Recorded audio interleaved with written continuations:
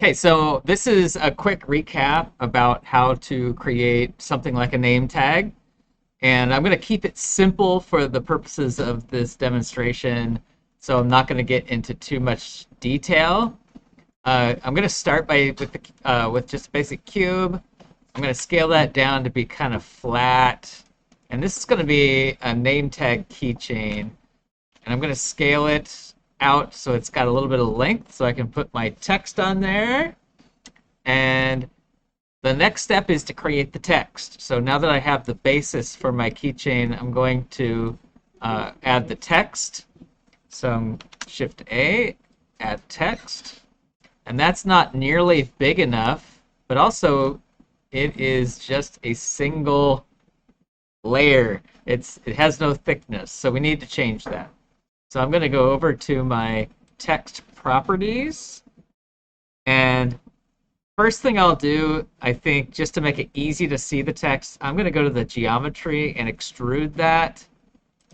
And let's see how much that needs to be extruded. Probably 0.25 is my guess. And it's okay if it's too tall, as long as it's not so tall that it pushes through the bottom. That was a little too tall, though. So 0.15, that's probably about right.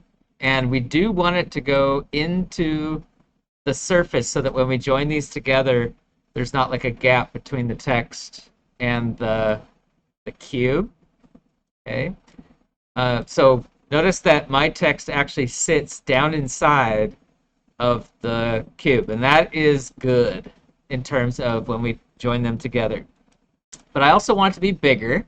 But before I make it bigger, I'm going to make sure I've chosen the correct font. So I'm going to open up the font category. I'm going to use the folder to look through the fonts that are installed on my operating system here. And I'll just find something that looks cool. Oh, I like that right there. Okay.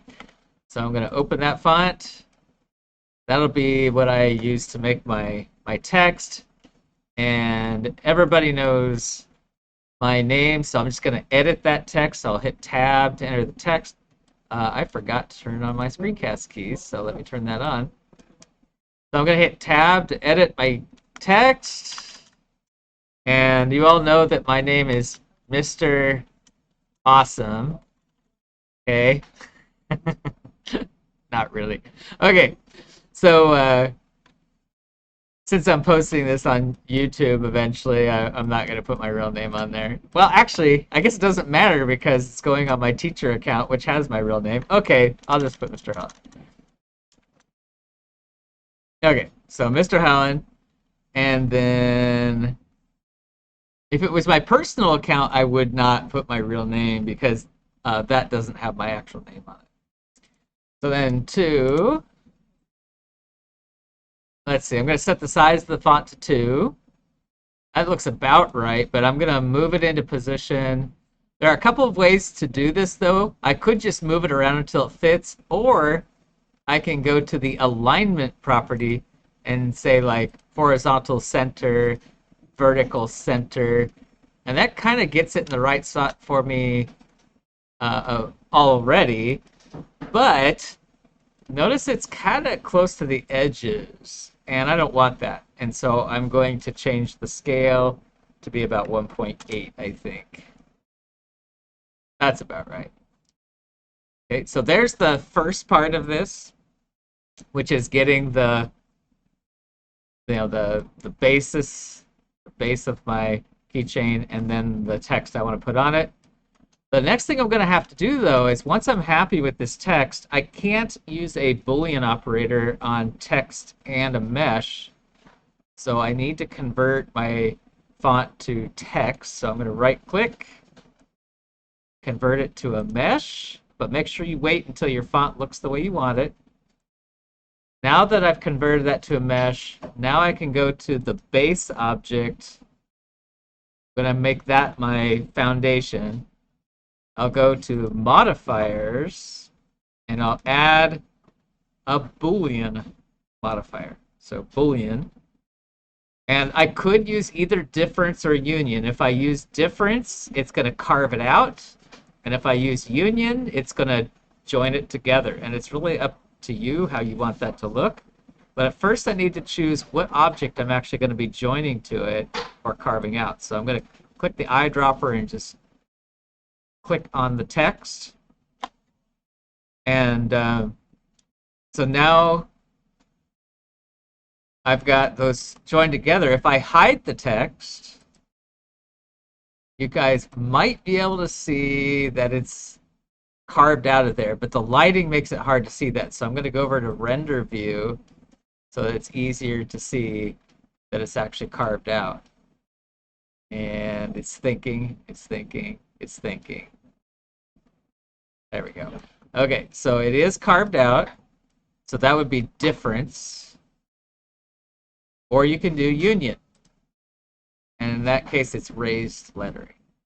So either way, you probably don't want intersect for keychain because that won't stay together. So now that I've got that set up, that's like the basis of my keychain, but we still need to make a loop over here. And there's a couple ways to go about this. And I showed it one way in class, but there's actually a faster way to do it. So I'm going to take a torus.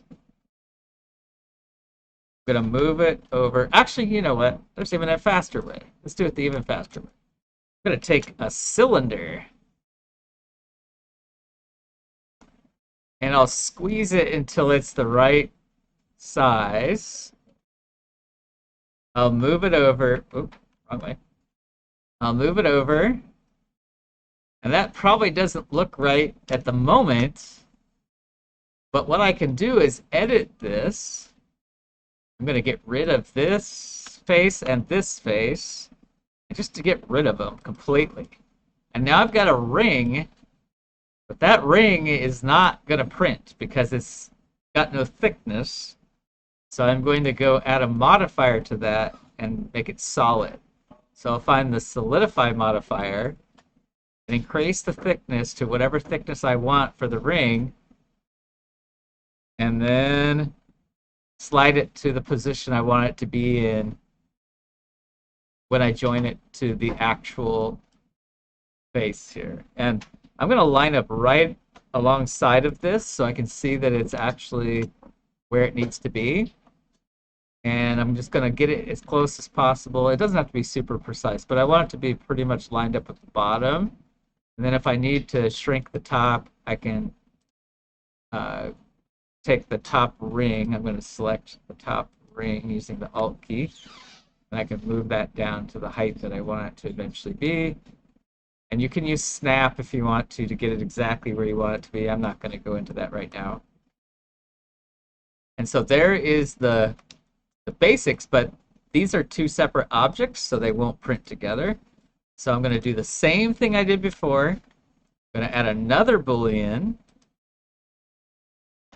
I'm going to union them together, join them together, and then I'll choose this second object. And it joins it together. And then I can hide the original that I used to join in there. And notice the only thing visible right now is my original cube, which is my keychain. And I have the basic keychain shape ready to go, ready to print. And that is all you need to do in the getting it modeled. That's not the end when it comes to actually getting it to the 3D printer, but that's for a different time.